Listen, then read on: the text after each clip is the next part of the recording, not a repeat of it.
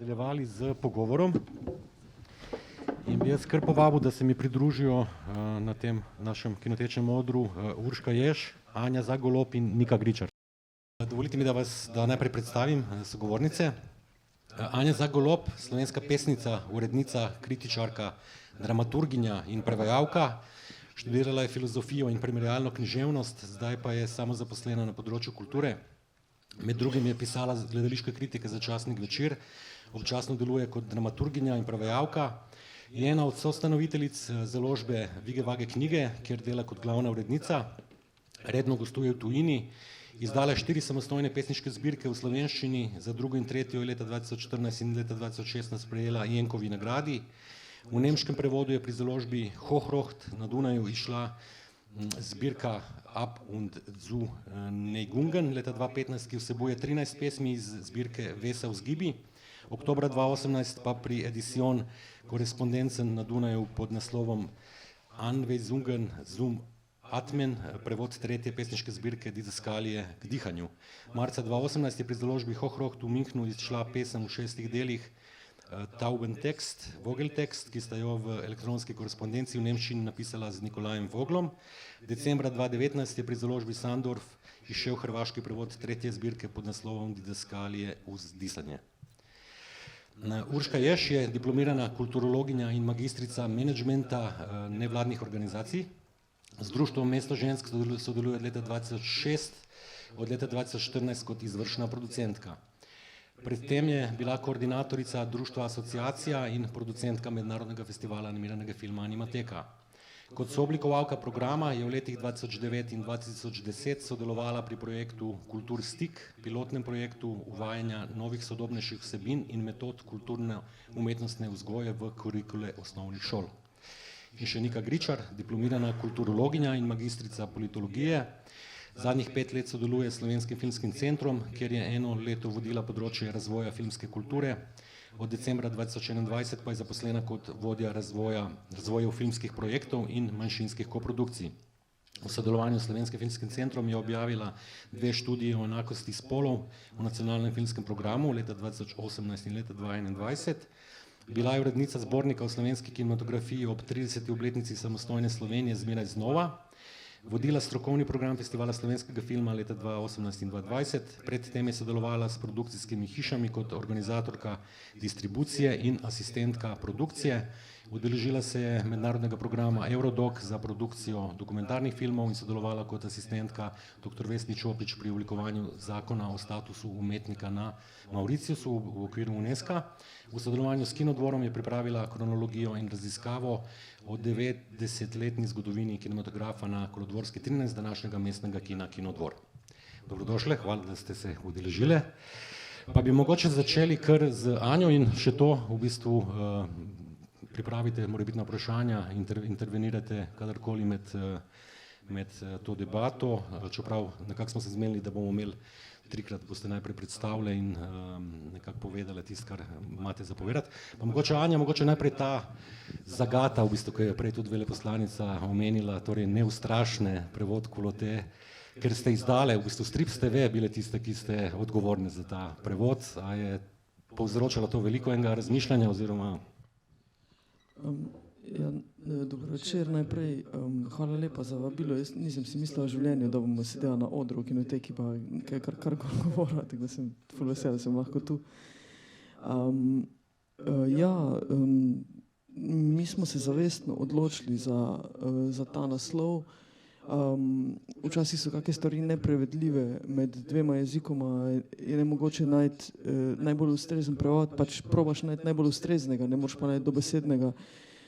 Treba je tu povedati, da je prevajalka Katja Šaponič za to knjigo dobila tudi Nodijevo nagrado za prevod, tako da mislim, da se je strokovni komisiji zdela njena rešitev naslova in sam prevod knjige dosti ustrezen, da je med tisto konkurenco takrat za to knjigo pa za knjigo Katarza od Luza dobila Nodijevo nagrado. Meni se zdi osebno, jaz pač ne govorim dovolj dobro francosko, da bi lahko tu presojal kvaliteti prevoda, jaz Katji 100% zaupam, ker pač z njo delam vsakodnevno in ja, sem prepričana, da je našla najboljšo možno rešitev. Vem pa, da smo se takrat pogovarjali, ker je imela več možnosti, kaj izbrati, ne? In je, seveda, kot je pri nas pač pri založbi, na naši založbi je taka navada, da predebatiramo neke stvari, da bi našli najboljšo možnost, ne? In tako smo tudi tu, seveda se pogovarjali o tem. Nam se je zdel, pa meni osebno se spomnim, da je bil ta prevod izjemno všeč, ker kot smo tudi videli zdaj v tej projekciji, pa kot je pač v knjigi, tudi kdor jo pozna, kdor je ne, jo lahko odzun pogleda, ne, pred vhodom v dvorano. Meni se zdi, da ta prevod zelo dobro odraža to, za kar gre v knjigi. Se pravi, da ta element neke tega, da se ženske, samo zaradi tega, ker smo ženske, ne ustrašimo neke a priori postavljene neenakopravne lege, v kjer smo postavljene v družbi, se mi zdi ključen. In to smo tu želeli poudariti. Ker ja, seveda lahko ti prevedeš metaforo, absolutno, in to znositi hlače, absolutno je metafora. Pri nas smo šli še en korak nazaj zaradi tega, ker se mi zdi, da je tudi prostor, v katerem živimo tak, da je treba ene stvari mogoče kdaj bolj dobesedno povedati. Mogoče preden spregovoriva o stanju v stripovski umetnosti pri nas in o vaši založbi in o avtoricah, ki ste jih že izdale. Še to v bistvu, gledali smo samo 10 epizod serije, mislim, da jih je 36. 30 jih je, ja. V knjigi je pa praktično tudi 30 zgodb obdelanih? Ja, mislim, da kakor jaz vem, je vse, kakor sem spremljala, mislim, da so vse. Zelo bi me veselilo, če bi te animirane filme lahko gledali tudi na Slovenski nacionalni televiziji, da bom počakala do 25.4. pa bom pol eno pisence naslovila tja, če bi mogoče vendarle kakšna slovenska igralka bila pripravljena to, a ne, pa če bi oni to bili pripravljeni kupiti, a ne, ker se mi zdi, da manjka tovrstnih vsebin. Imam pa pri tem en dober argument, ko bom poslala to pisance, da namreč prodaja oziroma branost te knjige, a ne, v prevodu. Knjiga je bila v enem letu razprodana, pa naklada ni bila tako mala in zdaj se odlično prodaja ves ta čas, čeprav je že par let, odkar je šla je leta 2019 in ta knjiga je konstantno se prodaja in kupujejo jo niti slučajno ne zgolj segment, za katerega smo mi prvo mislili, da bo namenjena, se pravi mlade odrasle, predvsem ženske, mlade ženske pa ne vem, stare tam med, ne vem, recimo 11 pa 16 let ni šans. To se je v prvih 2 mesecih se je ta koncept, ko smo ga imeli mi v glavi, popolnoma zamajo. To kupujejo mame svojim hčeram starim 8-9 let, kupujejo si prijateljice med sabo, kupujejo si upokojenke med sabo. Pač ta knjiga gre preko nekega tega nekih starostnih mej, ko bi potencialno bile postavljene. Plus mi smo absolutno že od začetka začeli za njo navduševati tudi ostale spole, a ne. Skratka, nismo pristali na to, da bi bila omejena samo na ženske, ker pač je o ženskah, a ne, ampak se nam je zdelo izjemno pomembno, da pač jo berejo vsi. Kar delamo tudi sicer pri založbi z ostalimi knjigami, ampak o tem me boš najbrž kaj vprašal tudi, kako založba funkcionira. Smo danes zato prinesli, za nalašč smo prinesli sabo enih par primerov tudi literature, ki so jo napisale ženske ali pa je o ženskah, pa smo jo pri nas izdali. Ne. Ok, demo, v bistvu smo se dogovorili, da nekako bomo tudi šli po zvrsteh umetnosti, ti si pač tlele zdaj za strip, Nika bo za film in na koncu Urška uprizoritvene in širše. Tako da mogoče, Anja, Slovenija slovi po zelo dobrih in zelo svetovno uspešnih ilustratorkah, pri stripovskih avtoricah pa se zgodovina začne zelo pozno, ne? Tako da bomo videli tudi pri filmu je podobno. Nam lahko kaj poveš na to temo? Oziroma... Ja, mislim, bi mogoče začela pri stereotipu. Poslušam že, odkar je založba ustanovljena, to se pravi od oktobra leta 2013, ko je uradno ustanovljena, da gre tu pač za ene ustavite, nek pejorativni izraz za ženske, no, po želji pač, ki se tam neki grejo, no. Skratka, nekako je velja nek stereotip, da je stripovska umetnost nekaj, kar je čemur dominirajo moški, oziroma pri čemer bi morali biti moški ti, ki jih to zanima, ki to delajo, ki se s tem ukvarjajo, ki to izdajajo, kar je bullshit pač. In mene nikoli ni zanimalo, pri tem niti v začetka nisem sama imela nikoli občutka, da jaz pa tega ne bi smela delati, zaradi tega, ker pač nisem moški. Teda sem ta predsodek nekako v štartu nisem vedela, da obstaja, pol pa sem z leti, ko izdajamo knjige, naletela večkrat na to, une punce. fuck off, ne. In pač ko sem sproti, as we roll, ne, sem pač večkrat slišala to une punce, ko se nekaj grejo in sem rekla, no prav, pa se dajmo iti. In zdaj se pač gremo, ne, zdaj recimo je ravno kar se je Zala vrnila z Angulema, z festivala, kamor je bila povabljena kot VIP gostja, ena od onih agentov oziroma agentki, tja pridejo tako, da jim Angulem plača vse stroške. Na podlagi enoletnega dela prodaje pravic pri naši založbi. Hočem reči, ja, let's roll pola, ne. Kar se pa samih avtoric tiče, pa ja, absolutno mi od začetka, to pa je bila vedno, vedno je bil to nek dogovor oziroma nekaj, na čemer je založba slonela, da bomo objavljali kvalitetne stripe za otroke in risoromane za mlade, odrasle in odrasle in da bomo seveda pri tem posebej pazljivi, da bomo izbirali take knjige, ki se bojo ukvarjale tudi z rušenjem oziroma izničevanjem na podlagi nekih argumentov, nekih stereotipnih predstav. In smo zelo hitro prišli do tega, trčili v ta stereotip ženske, ki pač težave, vseh težav, ki so s tem povezani. In smo se seveda tega pač lotili, ja, in zunje smo zbrali zdaj za danes 10 ali 11 knjig, ki se tičejo točno te situacije zdaj. In seveda na točki, ko smo imeli dovolj denarja, da smo se lahko začeli ukvarjati z izdajo tudi slovenske literature oziroma slovenskega stripa, smo absolutno, je bilo eno od težišč posvečeno temu, da želimo, da so po spolu enako zastopani avtorji in avtorice. Tako da zdaj imamo, še vedno nismo tam, ampak delamo v to smer. Zaenkrat imamo izdanih, oziroma bomo imeli izdanih 5 knjig, pri čemer so, mislim, da zaenkrat je pol. Tako da pri nas recimo imamo, ne vem, Dora Kaštrun je izdala Žabce pri nas, Evi Mlinar pa Mahkovica izdali Vinjete straholjubca pri nas, pa zdaj dela, glihkar bo šla v bistvu v prve korekture, bo šla spomladi knjiga Katarine Šeme Prvenc o njenem enoletnem bivanju na Sumatri. 220 strani dolg špeh, risoroman o enem letu bivanja, pa so še pa 3 avtorji, Gašper Krajnc, pa Ram Cunta, pa Miha Hančič z njuno knjigo. Tako da absolutno probamo biti tu, kar se tega tiče, inkluzivni. No.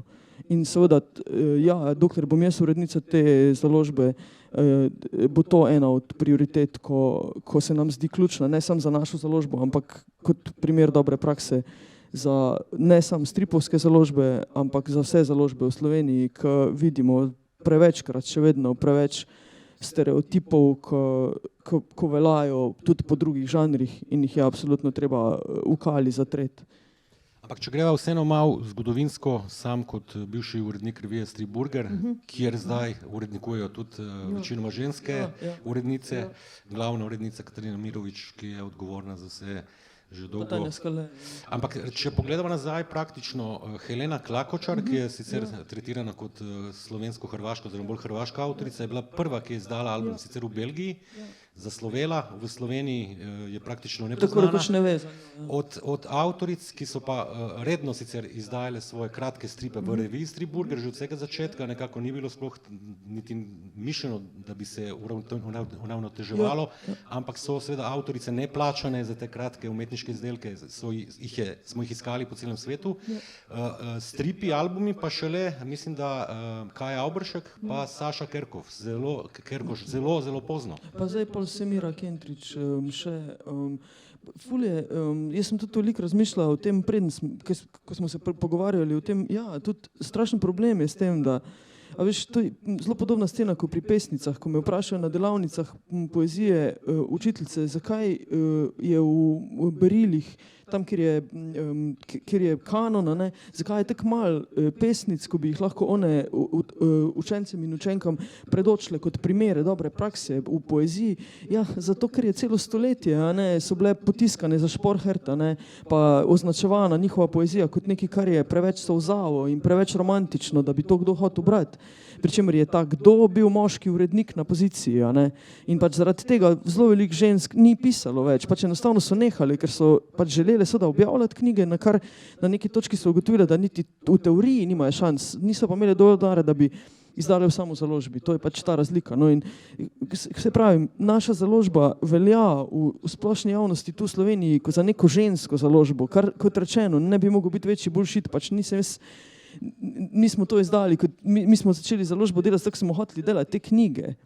A veš, prav, mislim, organ me boli za to, kakega spola so ti ljudje, ko z nami delajo. In meni je super, da pač lahko delamo knjige, ko so kvalitetne in da imamo to možnost. Tako da definitivno, kar se tiče mene oziroma našega angažmaja založbe, dokler jo bom jaz vodila, bo to absolutno ena od prioritet, na kateri delamo, in naš en od ciljev založbe je, da ta manko, ta deficit počasi pripeljemo, pač kakor hitro lahko so finance in to, ampak pripeljemo do tega, da se bomo lahko tu pogovarjali o listi, ki je dolga. Ne, moj problem tu na tej točki je, da imam pač problem z listo, tudi če začnemo govoriti, omenimo par imen, pa rečemo, ja, in to je, a ne. Pa bi omenila par imen, mogoče, če govorimo o poeziji? Če govorimo o poeziji, ja pač, glih sem bila na eni okrogli mizi, kjer so mi ljudje povedali, so mi ljudje vprašali, a je noro, da zdaj v zadnjih 10 ali pa 15 ali pa 20 letih je neka eksplozija slovenskih pesnic, ne. Ja, in moj odgovor je bil popolnoma enoznačen. Ja, seveda, zato ker se nas ne da več potisniti v predal.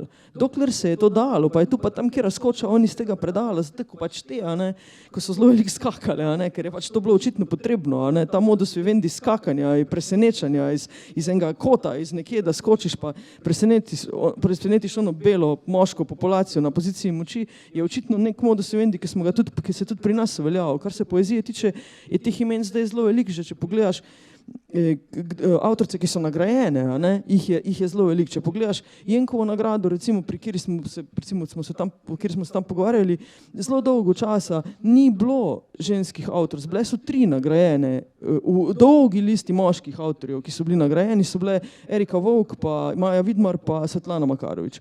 In pol je doba Kristina Hočevar nagrado in pol sem je doba jaz. Zdaj pa pol je šel naprej, pol je doba Nina Dragičevič, pol je doba Kaja Tržan in gre tek naprej, hočem reči, pa to je samo en primer ene nagrade, ampak če pogledaš pri poeziji, se tega ne da več ostaviti in jaz osebno bi si samo želela, da bi bilo pri risoromanu enako. Da bi se pravi, da na eni točki tega ne bo več možno ostaviti. In naša založba, se pravi založba Vige Vage knjige, dela vse na tem, da bi ta predal čim prej, čim bolj široko odprli. Pa imate ogledano, recimo tudi kakšno avtorico domačo, ki še v bližnji prihodnosti zna pripraviti kakšno presenečenje? Zdaj trenutno se ful ukvarjam s to knjigo od Katarine Šeme, zaradi tega, ker se mi zdi sjajno, da neka avtorica, ki ni dela stripa doslej, nikoli v risoromana nič izdava, dela druge stvari v lifeu za denar, pa za veselje seveda, na eni točki ugotovi, da je to medij, v katerem hoče pač narediti prvo knjigo. In pride in se prijavi in je ena od obeh zmagovalk našega razpisa za izvirni slovenski risoroman in pol jaz imam prvi sestanek z njo in ona mi reče, ampak Anja, veš, jaz bi rada naredila več kot 200 strani tega. In jaz rečem, porka duša za prvo knjigo in ona reče, ja. Jaz rečem, ja, feel free, pač go ahead. Mislim, jaz ne bom rekel, veš kaj, 78 strani je meja, pa ne več, ali pač, če imaš 200 strani, ajde. In pa sem si mislila, ok, to si bo bo ugotovila na neki točki, da pač ne gre, ali pa da je to pa res, ona se je to resno lotila in ona je ena od teh, ko izkačejo. In sem zdaj videla prvih 100 strani, ker pač po urniku je zdaj tak, da sem nekje na polovici, da smo in se mi zdi fascinantno, da ona to totalno resno jemlje, ona bo to naredila do konca, tako da pri njej, recimo pri Katarini Šeme, imam občutek, da je to en človek, za katerega upam, da bo še kdaj delal z nami. Pol pa so, da zdaj smo naredili razpis, ki je bil ravno kar končan, tako da zdaj se ukvarjamo s tem, da pač beremo te predloge, pa da vidimo. Smo pa absolutno je založba odprta za seveda vse spole, ampak ja, imam afiniteto do tega, da bi ta aspekt dvignali, kakor se da. Je pomembno delo tudi pač uredništva, urednice, ki sledi tudi predvsem takim mladim oziroma tistim, ki se ukvarjajo, lotijo prve knjige. Recimo Dora Kaštruna se je prijavila na en drug razpis pri nas, ampak je bila toliko pametna in hvala Bogu, da je poslala ta CV precej obsežen, ker smo rekli, da lahko pač ljudje naj pošljajo. In sem jaz tisto videl in sem rekel, oprosti, ampak mi va tebi tega dela ne bi dali, bi pa knjigo ti izdali. In ona nekako ni računala na to, da bo zdaj, ne, in meni se je zdelo fantastično, mislim, da je in sem se dobila z njo in sem ugotovila, da pač tam je potencial in da absolutno ima smisel to stimulirati oziroma pač stati za njo in pač probati v čim večji meri pomagati, da pač lahko. In seveda, jaz mislim osebno, da če založba obstaja, pa če uredniška politika je jasna, tako je pri nas, da je pol jemljemo pozicijo urednika resno in da jaz moram, pač če sem jaz, lahko govorim samo o sebi, se je več ljudi, ko delajo kot uredniki ali pa urednice, ampak če samo v svoji poziciji, kadar jaz to delam, govorim, meni se zdi, da jaz sem tam zato, da ti ljudje naredijo najboljš, kar lahko. In jaz takrat, ko vidim, da moram stran stopiti, sem se naučila stran stopiti. Ko pa vidim, da moram pomagati ali pa da rabijo debato, pa seveda sem tam. To delo je za moje pojme zelo naporno, je pa hkrati izjemno navdušujoče, nagrajuje, pol kot knjiga izide, pa vidiš recimo zdaj, ko je Kazala prišla nazaj, je povedal, da je naletela na izjemno zanimanje založb v tujini, oziroma agentov v tujini, za vse te knjige, ko smo jih predstavljali, ko smo jih pač 5. Pol pa hvala Bogu, da smo šli v to. Takrat si vedno pa rečem, da je absolutno vse to, mislim, da ima smisel. No. Ok, Angoulême v festivalu v Franciji, o katerem je Anja govorila, najbolj pomemben festival stripa na svetu. Bi še zadnje vprašanje, pa naredimo rundo, pa pridemo do druge runde, upam, da, ker smo obljubili tudi v pogovoru, pred tem pogovorom, da bomo tudi LGBT oziroma trans sceno omenjali, ne, da nismo samo na ženske fokusirani. Bi te pa vprašal še nekaj kot pesnico, ne? Kako pa gledaš na to zelo uspešno, ampak v bistvu na nek način zaprto sceno slovenske lezbične poezije, ki obstaja, ki je zelo močna že od 80-ih let dalje, ne? In nekako se je pač samo izolirala oziroma... Hvala za to vprašanje. Ne vem, jaz nisem del te scene in tudi nikoli nisem bila. Jaz sem vztrajala na tem, da ne želim svojih zbirk izdajati pri založbah, ko so kakorkoli opredeljene. Skratka, moj modus vivendi že od začetka izdajanja je, da bom skočila ven iz predala. Pač da jaz ne bom, da pač bi želela, da presenetiti svojo poezijo, kjer nastopata dve ženski kot lirski subjektki, bralke mladinske knjige v penziji, no, če tako rečem. Skratka, moj interes je bil, da ne grem tja, kjer se me pričakuje, ampak da skočim iz onega grma, kjer se me ne, ker se mi je zdelo, da imam na tak način večje šanse delovati politično. Pa osveščati, pa pač probati zagotoviti enakopravnost. To je bil moj osebni izbor, zaradi katerega sem prvo knjigo izdala, ko sem bila stara že 33 let pa pol in sem fasa eno kritiko v smislu, da to pa res je malo prestaro za prvenec. Hočem reči, da sem se pač sama tako odločila in da tudi v samozaložbi izdajam knjige zdaj iz tega razloga, da se mi ni treba opredeljevati na tak način. Tako da bi ful težko odgovorila na to vprašanje. Pač jaz seveda želim vsem, ko pišejo, vse najboljše, da pridejo knjige do bralk in bralcev, ki jih to ne zanima, zato da se obrne ali da ne samo onim prodajajo, ko jih to zanima, pa so itak že ona prepričana publika, če tako rečem. Imam pa jaz s tovrstnim aktivizmom problema, ne, zato se jaz grem aktivizem na drugačen način in založba, moje delo pri založbi, recimo to, kar si mi prej vprašal, je en od načinov tega aktivizma, ne, ker pač probam z vlastnim zgledom delovati za to, da se to ne bi več dogajalo, da bi bila založba proglašena za lezbično založbo, pa bi se to mislilo, da je to nekaj, s čimer nas bodo potovkli. Ampak bil to kvečemu kompliment, če že. Pa takrat, ko je bilo to izrečeno, ni bilo mišljeno kot kompliment. Zdaj pa ne vem. V redu, hvala Anja za to prvo rundo, zdaj bomo pa priklopili Niko na njeno prezentacijo. Pripravila je oziroma pokazala nam bo del te raziskave študije o enakosti spolov v nacionalnem filmskem programu, ki smo jo prej omenili. Samo toliko, da pripravimo, evo ga, imamo jo. Nika, mikrofon in Dober večer. Računalnik je tvoj. Hvala Igor in hvala za povabilo. Tokrat je v bistvu tretjič predstavljam. Prvič je bilo leta 2018 v okviru festivala dokumentarnega filma, ko smo s Slovenskim filmskim centrom prvič pokazali podatke o prisotnosti in zastopanosti žensk režiserk v Slovenskem nacionalnem filmskem programu. Potem drugič sem jo lansko leto in to je v bistvu povzetek te lanskoletne, ki je malce razširjena in sicer za obdobje 2011-2020. In Bi pa poudarila, da v tej predstavitvi niso vključeni podatki samostojne produkcije RTV Slovenija in neodvisnega filma, ki so nastali brez nacionalne podpore Slovenskega filmskega centra oziroma njegovega predhodnika Filmskega sklada, temveč so večinoma filmi, oziroma so filmi, ki jih je SFC podprl. Tok za začetek bi pa prikazala najprej oziroma začela s telim grafom. Zdaj, če bi želela, boš tako, ok, ker se boljše vidi na platnu. Ampak začela bi s tem grafom in sicer tu so prikazani po spolu vsi celovečerni filmi s podporo Slovenskega filmskega centra oziroma sklada od leta 1995 dalje, ki so bili prikazani v kinih. Celovečerni pomeni, da so pač daljši od 70 minut. In kot vidimo, smo prva dva igrana celovečerna filma režiser gledali šele leta 2002, to sta Varuh meje Maja Vajs in Slepa pega Hane Slak. In v zadnjih 20 letih so režiserke v bistvu ustvarile zgoraj 16 celovečernih dokumentarnih in igranih filmov, kar v bistvu predstavlja zgolj 11% vseh filmov. Režiserji so ustvarjali 128 filmov, dva pa sta nastala v sorežiji režiserke in režiserja.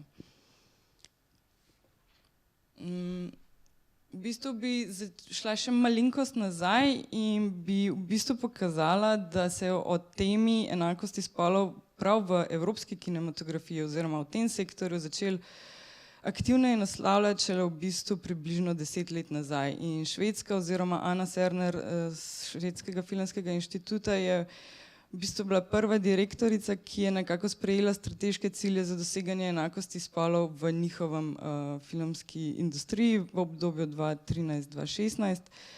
Nato je šele 2013 nadnacionalni filmski sklad Euroimage sprejel strategijo enakosti spolov za obdobje 2014-2017.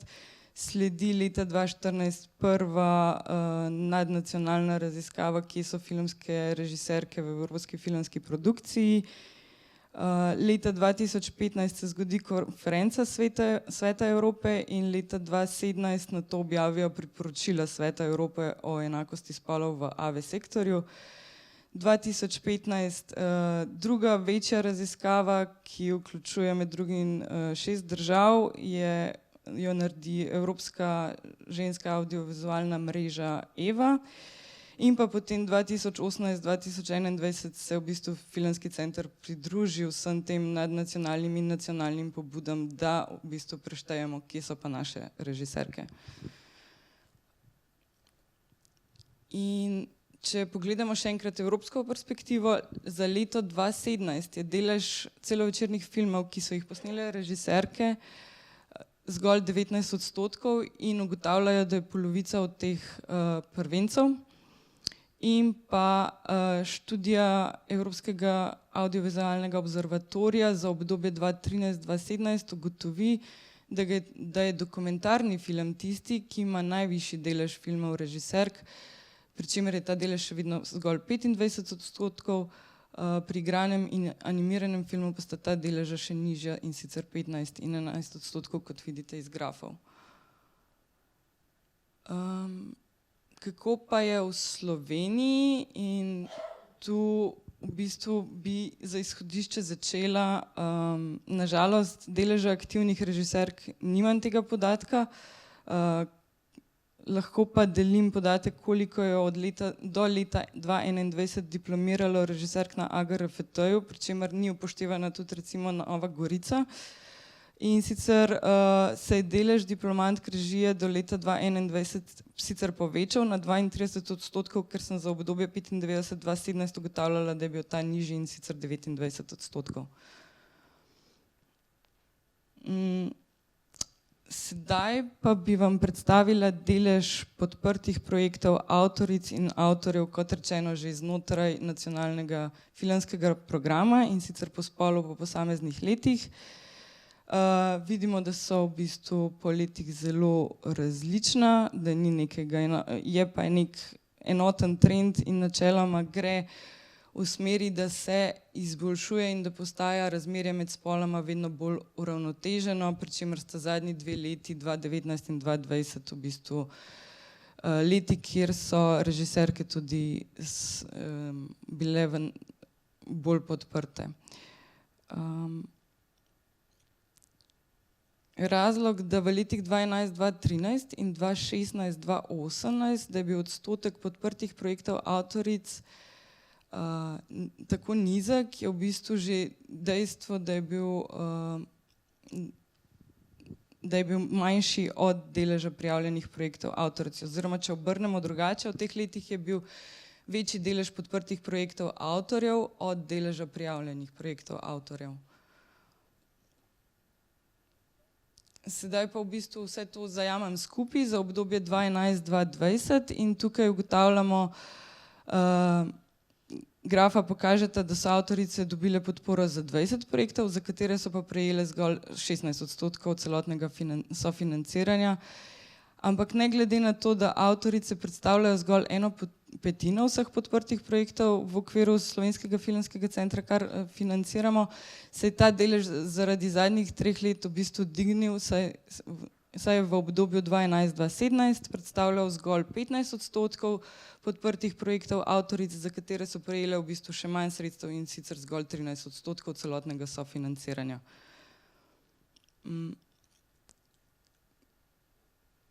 Slovenski filmski center financira celovečerni film preko razpisa za realizacijo in preko razpisa za prevence.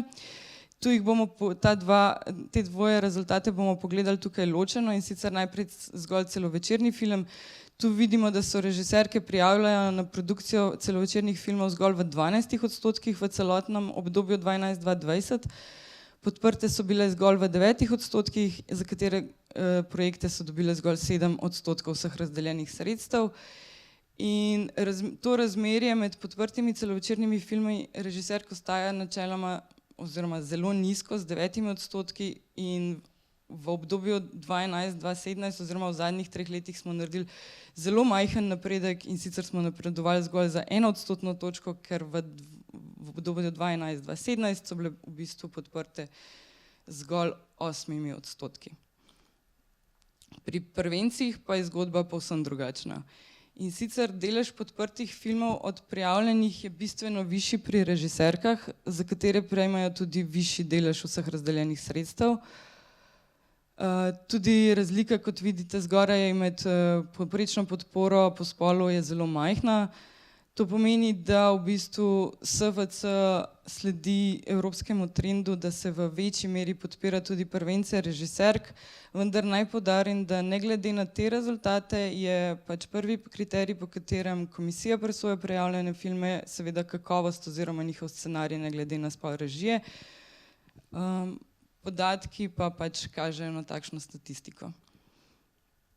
Zanimivo se mi je zdelo tudi pogledati znotraj posameznih kategorij oziroma zvrsti filmov, ki smo pri režiserkah za igrani, dokumentarni in ločeno animirani film, in seveda ugotovimo podobno kot je evropski trend, da so režiserke najbolj aktivne zastopane pri dokumentarnem filmu z 19%, pri celovečernem, igranem in kratkem animiranem pa zgolj s 15%.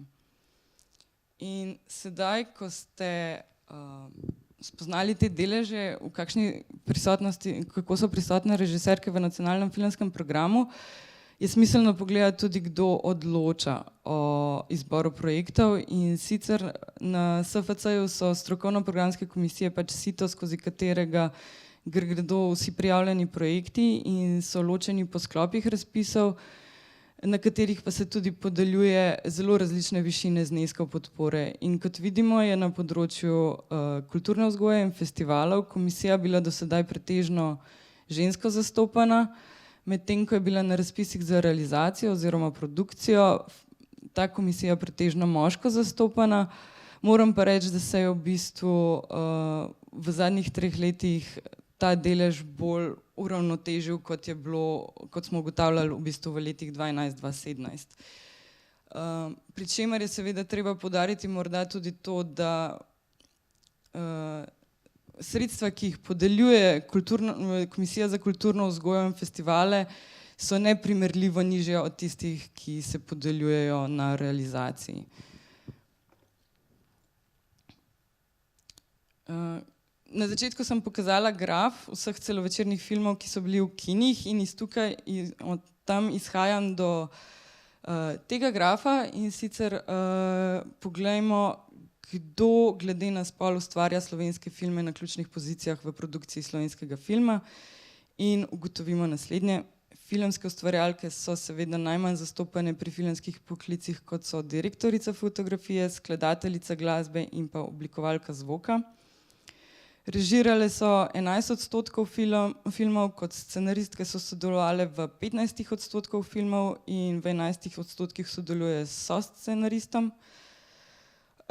Producentke so ustvarile 17% filmov in v 13% so producirale s producentom. V glavnih vlogah se ženske pojavijo v 1/3 filmov. Mesto scenografa oziroma scenografke že razmeroma pogosteje zastopajo z 28%, medtem ko kostumografija in maska ostajata poklica rezervirana za ženske z vidika odstotkov. Zdi se mi pomembno vprašanje tudi, kdo pogosteje producira filme režiserk in režiserjev. In iz teh dveh grafov ugotovimo, da producentke pogosteje producirajo filme režiserk kot pa moški kolegi in obratno, filme režiserjev pogosteje producirajo producenti. Hkrati pa to pa na grafu ni prikazan, sem ugotovila, da režiserke soproducirajo svoj lastni film kar v 50%, medtem ko režiserji soproducirajo svoj film zgolj v 22%.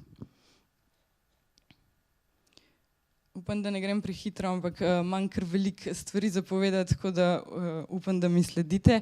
Smo pri nacionalnih nagradah Vesna, ki se podeljujejo vsako leto na Festivalu slovenskega filma in najprej poglejmo najpomembnejše nagrade, ki se jih tudi največkrat podeli igranemu filmu. To sta nagrade za najboljši celovečerni film, najboljšo režijo in najboljši scenarij.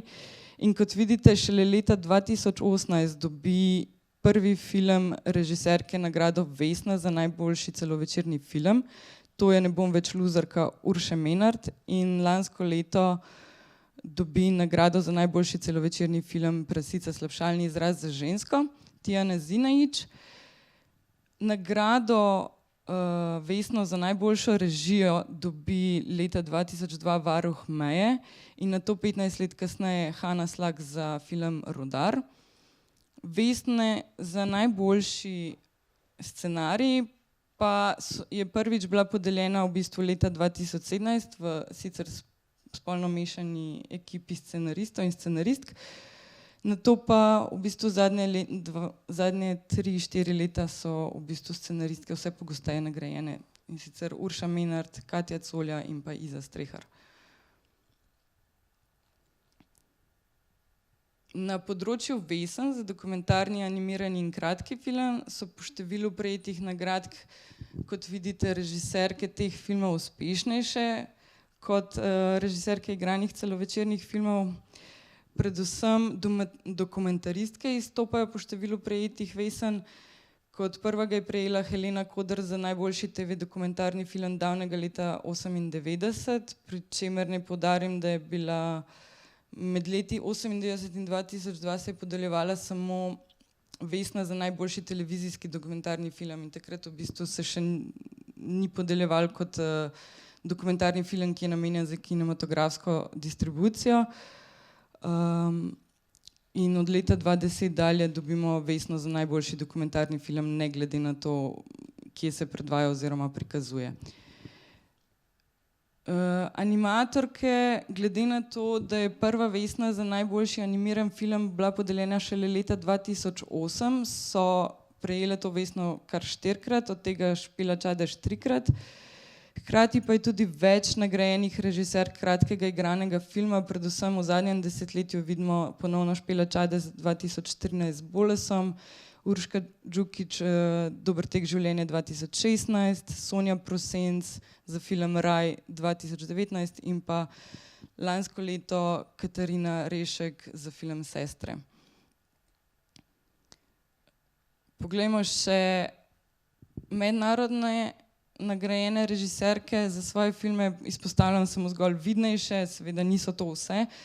Pri dokumentarnem filmu seveda izstopa Petra Seliškar s kar nekaterimi svojimi dokumentarnimi filmi, med drugim Mamo Evropo leta 2013, Nina Blažin s filmom Koliko se ljubiš, ki je bil na Hot Dogs v Kanadi, ter tudi na Zagreb Dogsu in pa predstavljen na številnih festivalih po Evropi in svetu, ter film Marije Zidar, Odpuščanje, na dveh zelo pomembnih festivalih CPH Dogs in ITFI, zdaj ni mi preveč, v lanskem letu.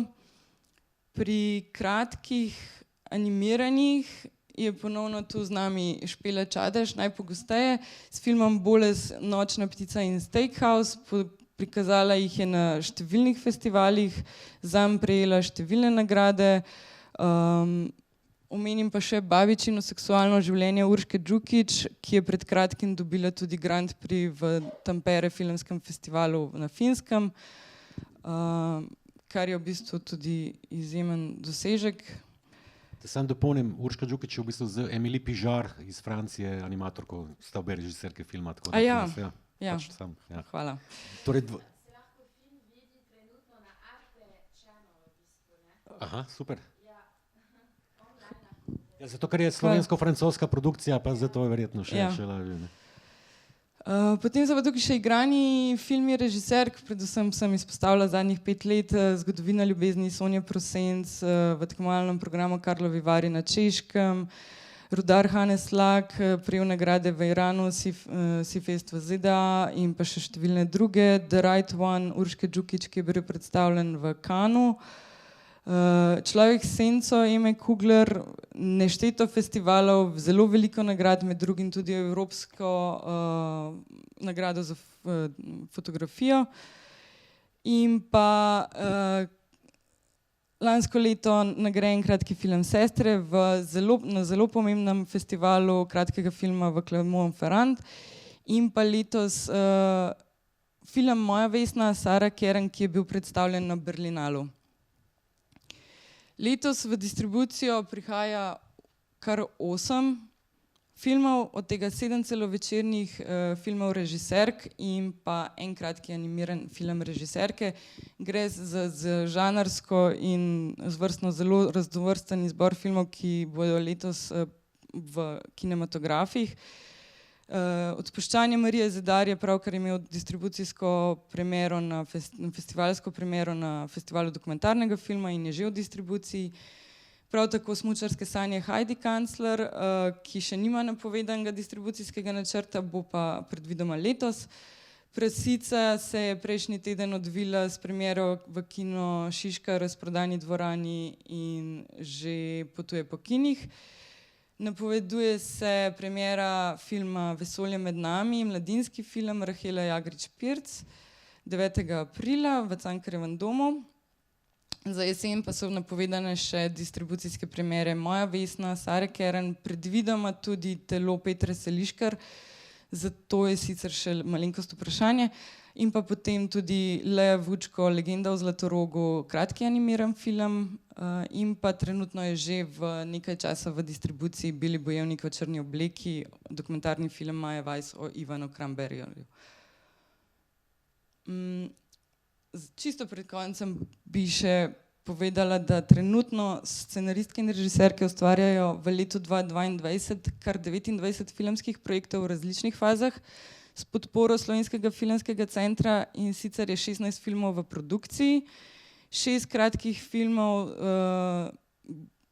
se pravi 6 kratkih filmov Barbare Zemljič, Gaj Moderndorfer, Zarja Menard, Anja Resnik, Milanke Fabjančič in Ane Čegon, ter kar 10 celovečernih filmov, 2 od teh bosta od Petre Seliškar, Sonja Prosenc naj bi šla jeseni snemat, Nina Blažin ponovno snema dokumentarni film, Urša Menard prihaja s svojim drugim celovečernim filmom, Maja Prelog dokončuje svoj prvi dokumentarni prvenec, Katarina Rešek je bila na lanskoletnem razpisu, bo snemala svoj prvenec fantasy, prav tako Ester Ivakič in pa Hanna Slak snema manjšinsko koprodukcijo, nemško-slovensko, ter z drugimi koproducenti, in pa Urška Đukić, tudi svoj prvenec, če se ne motim.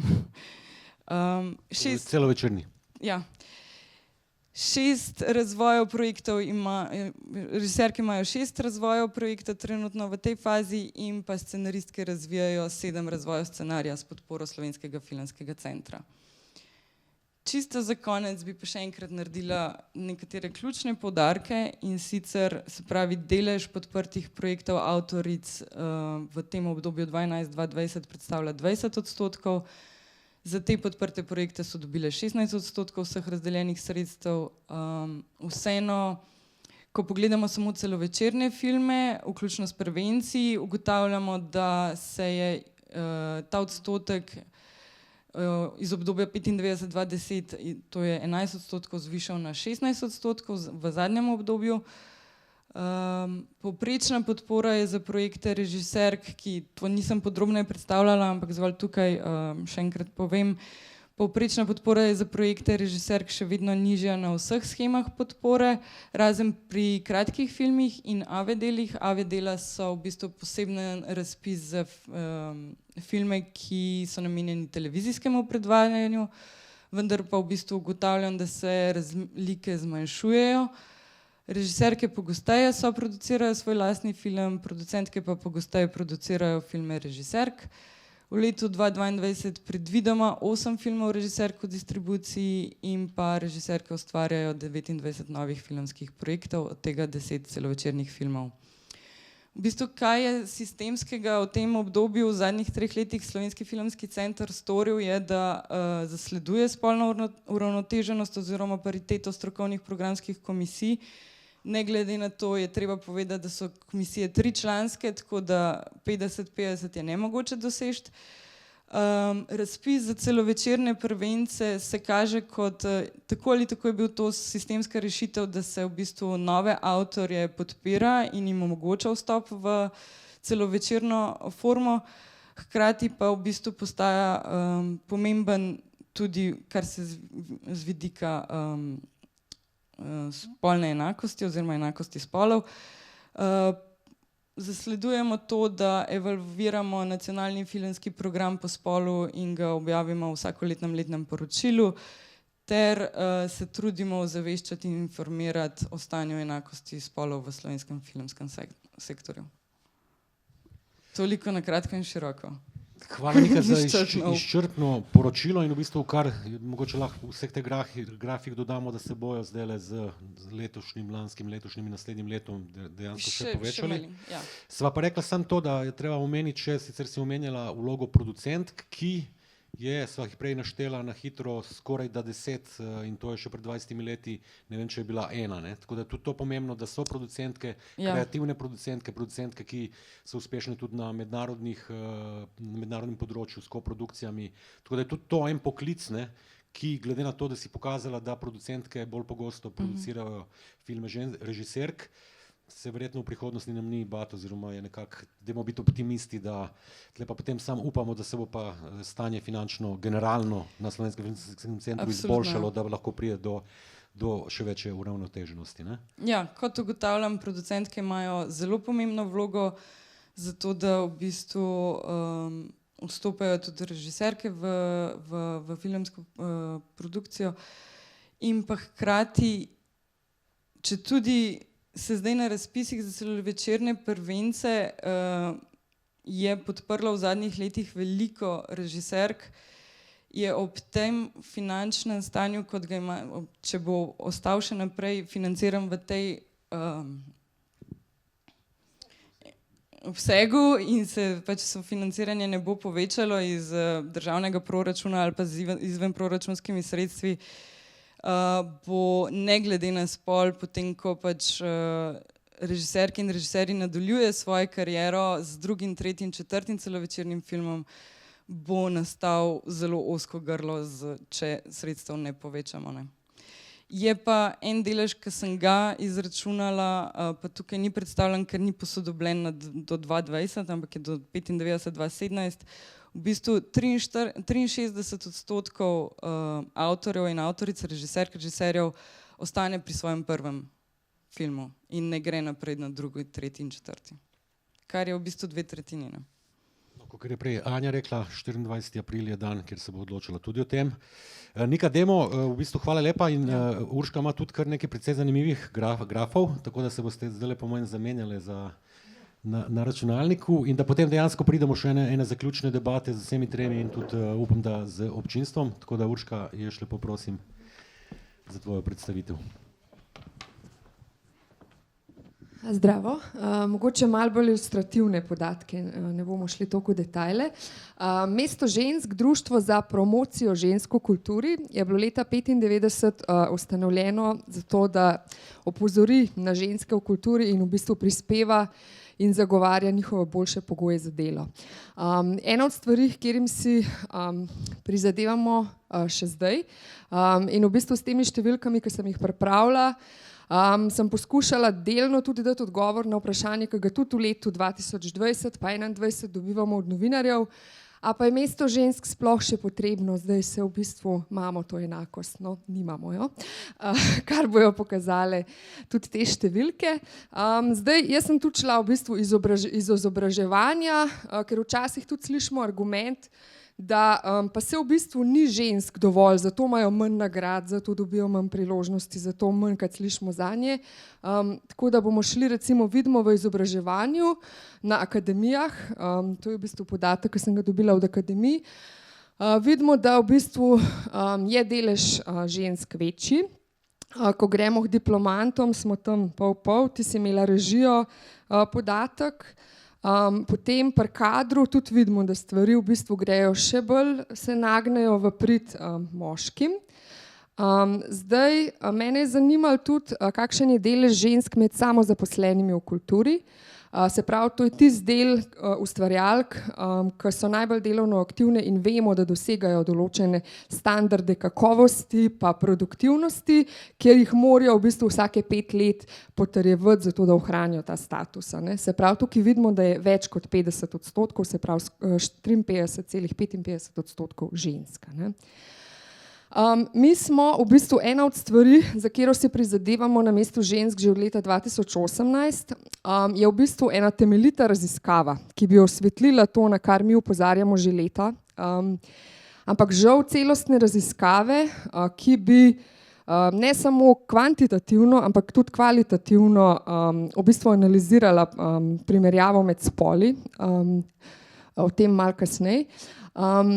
In v bistvu mi smo 2019 naredili eno tako zelo mikro raziskavo, ki je v bistvu bila nek naš argument, ko smo se poskušali na ministrstvu spodbuditi nastanek take raziskave oziroma pridobiti sredstva. Bile smo že dogovorjene s filozofsko fakulteto, da gremo v izvedbo, nikoli se ni zgodila ta raziskava.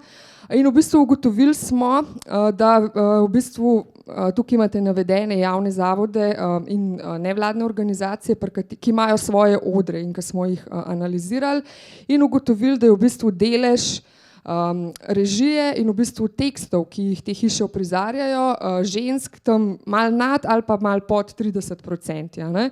Zdaj še ena stvar, ki jo ta številčna analiza ne pokaže, je to, da smo opazili, da so predstave, ki jih režirajo ženske, večinoma na teh manjših odrih, se pravi na malem odru drame, da so v bistvu pogoji dela velikokrat slabši, tudi ti si pokazala, da so v bistvu povprečni budžeti nižji, ali to pomeni manj časa za vaje, ali to pomeni manjše ekipe. Se pravi, tudi to je pomemben vidik, ki ga ene take številke ne pokažejo in v bistvu nimamo nekih konkretnih dokazov. To je vse na ravni pač nekih anekdot in zgodb, nimamo pa trdnih številk, s katerimi bi lahko to v bistvu potrdile. Imeli smo v bistvu 2018-2019 en projekt, ki se je osredotočil na ženske skladateljice in takrat smo imeli eno tribuno in je Nina Dragičevič analizirala v bistvu delež skladb ženskih avtoric, ki so bile umeščeni v abonmaje v sezonah 2018 in 2019. Kot vidite, je podatek katastrofalen, to sta 2% avtoric v programih. jih je več kot 2%. In kot zanimivost, ne vem, če poznate, Key Change je v bistvu svetovna mreža, ki spodbuja producente glasbenih dogodkov in festivalov, da v bistvu programirajo spolno enakovredno zastopane programe. V Sloveniji je samo en festival, ena organizacija, ki je pristopila k tej pobudi, in to je Ment Ljubljana. Potem bom pa tudi jaz malce nagradam ozrla. Mi smo naredili v bistvu pregled nagrad Prešernovega sklada in Prešernove nagrade. Kot vidite, delež v prejemnic v bistvu Prešernovega sklada, ki se v bistvu jih podeljuje več, ne samo ena, je 18,89%. Kot zanimivost, Nika si tudi omenila, se pravi spolno uravnoteženost komisij. Od leta 2016, ko je bil spremenjen statut Prešernove nagrade, v katerem je določeno, da morajo biti komisije spolno uravnotežene, se je v bistvu delež ženskih prejemnic tam 50-50 smo. Se pravi, to je zelo en tak konkreten dokaz, kaj v bistvu se zgodi, če pač v procesu odločanja poskrbimo za spolno uravnotežje. Se pravi, da ni potrebna kvota v smislu, mora biti nagrad 50-50, ampak tisti, ki odločajo, morajo biti uravnoteženi. In tle se mi zdi zelo pomembno to, kar si Anja tudi ti izpostavlja, da je v bistvu kakovost tisti kriterij. Ker se mi zdi, da veliko organizacij, ki delamo na področju enakosti spolov, kot kriterija nikoli ne postavljamo kot prvega kriterija spol, ampak je tisti kakovost tista in nekako ne zmanjka vsebin in avtoric in ustvarjalk, ko ta kriterij damo na prvo mesto. Zdaj odstotek pri Prešernovih nagradah je še slabši, tukaj smo pod 10%, se pravi 32 od leta 1947. Za konec še Slovenska akademija znanosti in umetnosti. Ne bom sploh, mislim, da številke povejo vse. Ampak mi smo se v bistvu, ko smo se pogovarjali o današnjem dogodku, dogovorili, da v bistvu ne bomo samo jamrali, da bomo zaključili tudi z razmislekom, kaj se pa da narediti. Pa da nismo v bistvu osredotočeni samo na neke preboje, ki so bolj slučajni kot sistemski.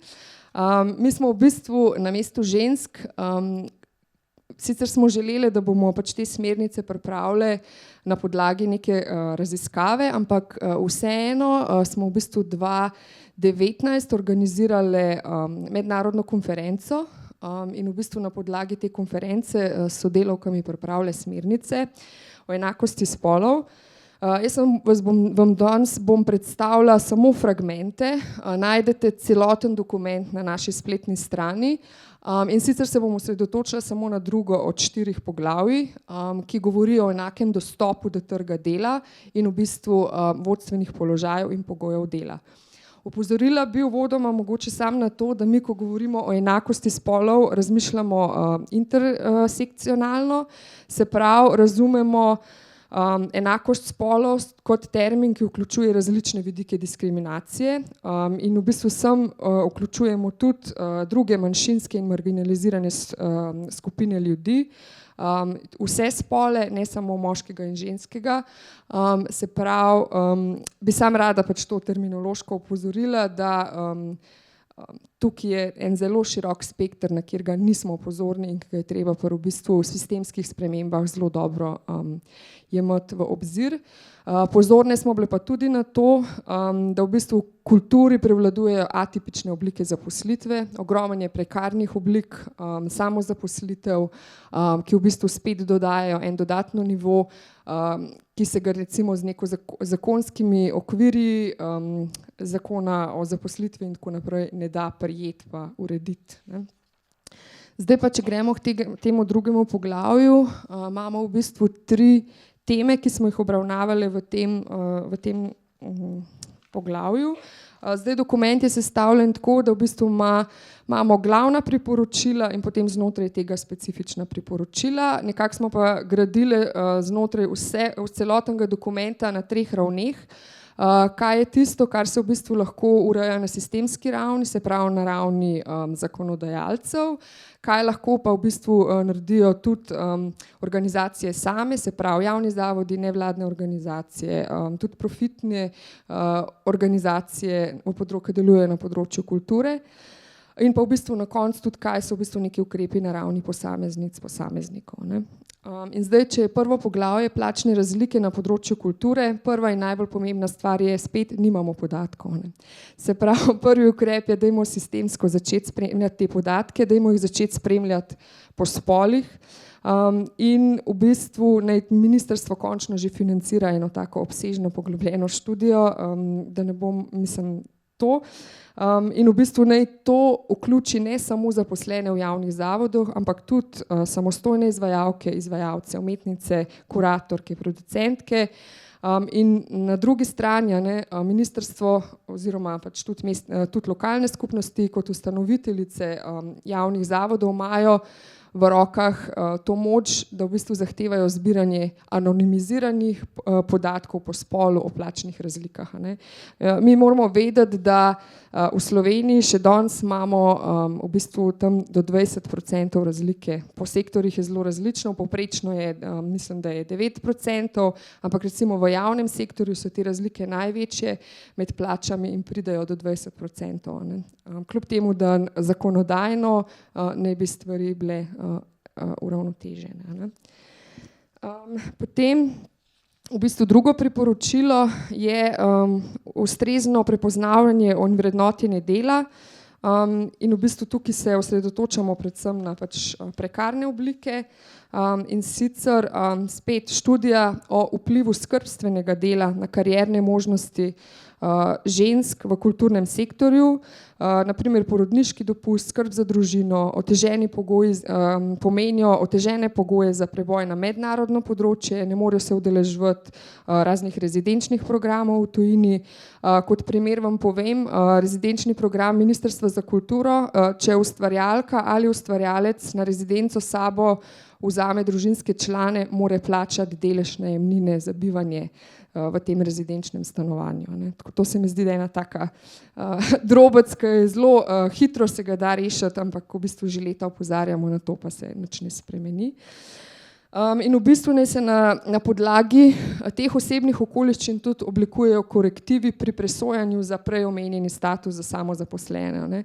Se pravi, če oseba ima neko obdobje skrbstvenega dela, ne moramo pričakovati, da so kriteriji enaki kot za nekoga, ki dela neprekinjeno celotno obdobje 5 let. Potem v bistvu en tak mikrosistemski ukrep, ki bi bil lahko strani financerjev, je, da bi se tudi v bistvu varstvo upoštevalo kot strošek pri projektih.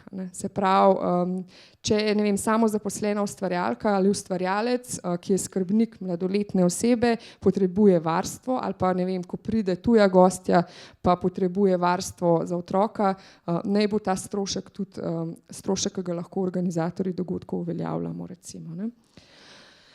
To so bili samo drobci. Kot rečeno, dokument je obširnejši, ampak ne bi danes vse. Potem, kar se tiče v bistvu razlik na vodilnih položajih, to je šele, to je tretja tema, pardon, nisem še na koncu prvega poglavja.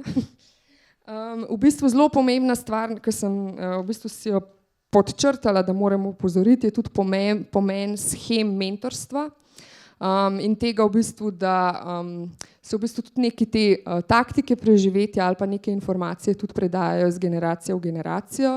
Zadnjič, ko smo bile na filozofski fakulteti, smo se pogovarjali o tem, recimo čist banalen primer, tebi nobeden kot avtorici ne pove, da si upravičena do nadomestila za knjižnično izposojo. To je pač nekaj, kar odkriješ sama in zahtevaš ali pa pač ne. In če bi obstajale neke take mentorske sheme, bi se tudi te informacije, ki, mislim, to zdaj niso neki ogromni denarji, ampak to je pač delež, ki ti kot avtorici pripada. Tako čisto kot primer.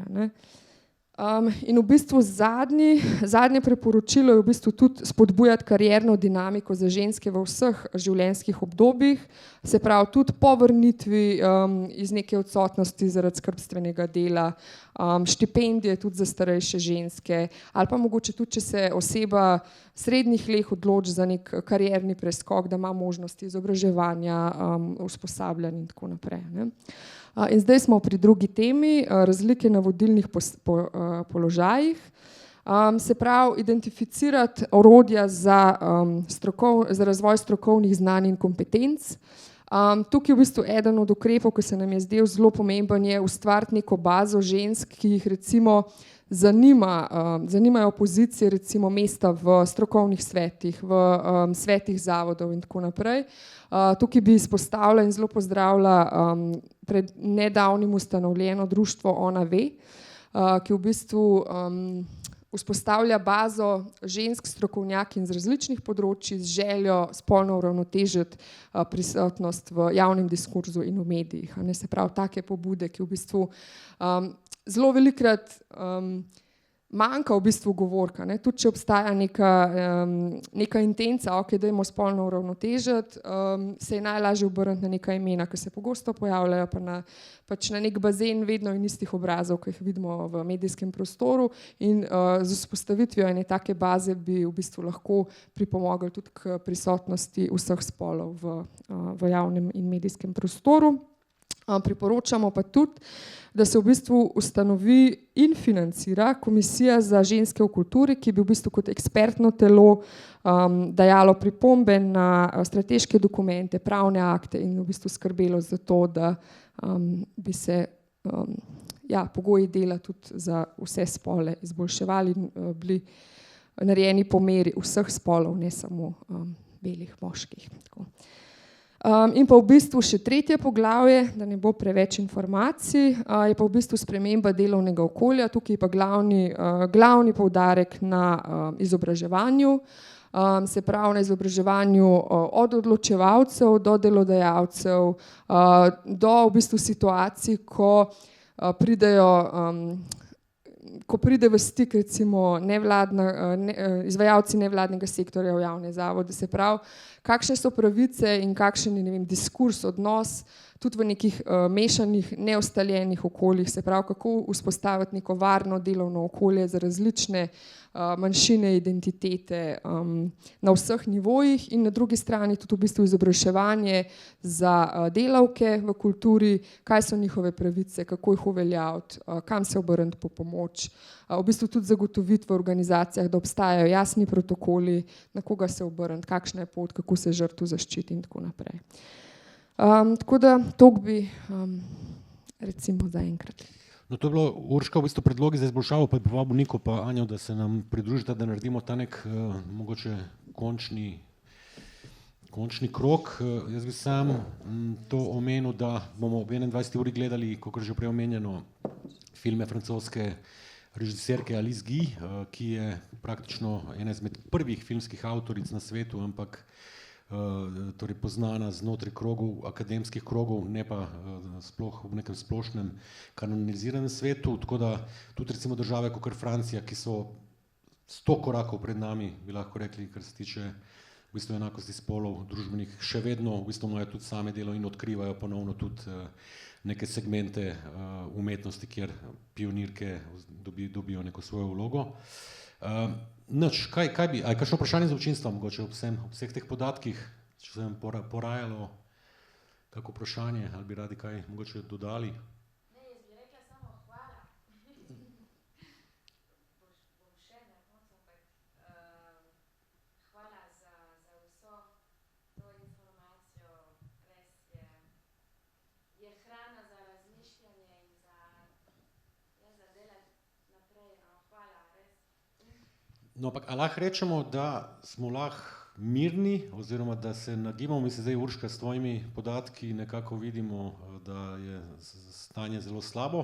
V bistvu vsa ta tudi priporočila, ki si jih nam zdaj povedala, so namenjena v bistvu komu? Ministrstvu za kulturo? Mislim, ta priporočila, tako kot sem rekla, so namenjena od državne ravni do lokalnih skupnosti, do organizacij, do v bistvu tudi posameznic in posameznikov. Ne? Se pravi, nekako celostno, v bistvu sistemsko bo treba stvari urediti, ampak začnemo pa lahko pač vsak pri sebi.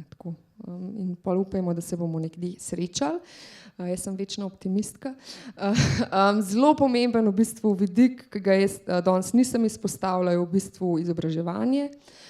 Mi se zelo veliko prizadevamo tudi na področju kulturno-umetnostne vzgoje, ponujati tudi pedagoginjam, pedagogom materijale, s katerimi lahko te teme odpirajo že zelo zgodaj v izobraževalnem procesu. Zelo pomembno je v bistvu mladim ponujati vzornike, ki štrlijo ven, ki pač skočijo dovolj visoko, tako kot si rekla. Zdaj, ker pa se v bistvu utrne misel, se v bistvu mogoče pa lahko. In v bistvu tako se začne sestavljati. Mislim pa, da nažalost nas iz dneva v dan učijo, da nismo varni, ne? Da se stvari, ki se nam zdijo za zelo samoumevne, zelo hitro niso več tako samoumevne in se začnejo postavljati pod vprašanje ali pa spet odpirati debate, ki se nam zdi, da so v bistvu bila desetletja nazaj zaključene. Ne? Nikanja? Mislim, Urška, povedala si točno tako, kot bi jaz, sam boljši.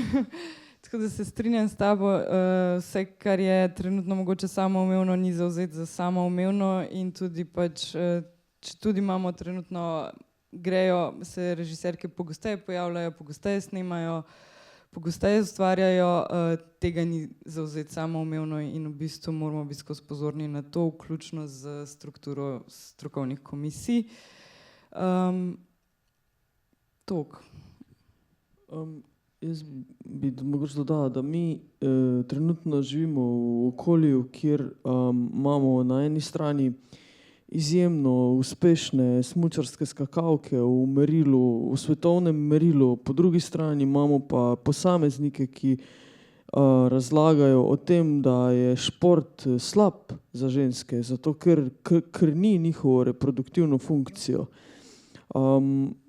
To ni en posameznik, ki je pač prejel to nagrado Bodeča Neža za pač najbolj seksistično izjavo, ampak je to nek trend v družbi trenutno, pa že nekaj časa. Tako da ja, te pridobljene pravice, recimo 55. člen Slovenske ustave, so nenehno postavljene pod vprašanje in nenehno se je za njih treba boriti. Vidimo, da v družbi, da imamo ministra, ki da zavodu, ki ga je soustanovil, ministrstvo, ki ga zdaj vodi, da zavodu, ki ga je ta minister soustanovil, 130.000 evrov javnega denarja za to, da pač ta zavod lahko pol ustanovi časopis, ki ga zdaj propagirajo na veliko po socialnih medijih in družbenih medijih. To je, hočem reči, ne da nismo varni, ampak zelo nevarno je. Stanje je izjemno nevarno je.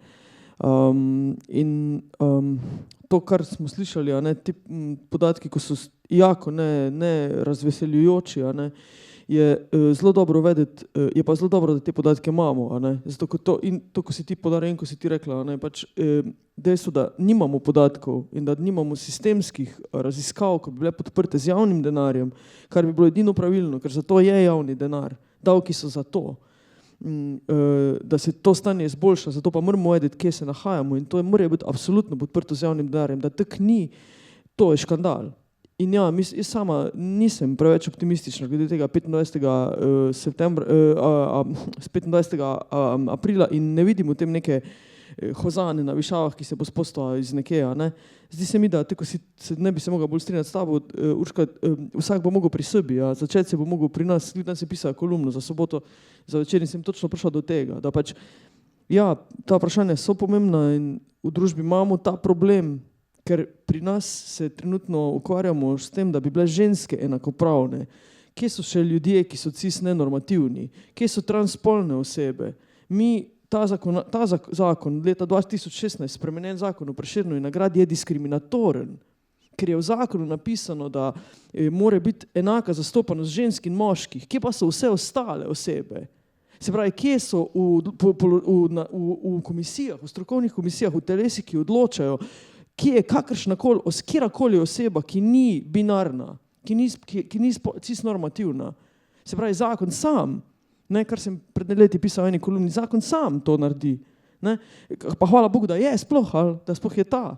Hočem reči, zelo daleč smo mi od tega, da bi se sploh lahko pogovarjali o tem, ko naše življenje, ne po levi pa po desni, ampak po obeh hkrati prehiteva. Mi pa se tu pogovarjamo o tem, da bi delež ženska, ne, bil približno podobna. Ne, hočeš, Anja, reči, da družba, ki ne zaščiti tudi najbolj vulnerabilne manjšine, ne, ker zdaj pač, če ne govorimo o ženskah kot manjšini, ne, čeprav bi mogoče kdo v tej družbi celo še vedno se tako hotel izražati. Bolj kot o bolezni, ja, biti ženska, ja, ampak bolezni. Družba, ki ne poskrbi tudi za najbolj vulnerabilne manjšine, ni zdrava družba.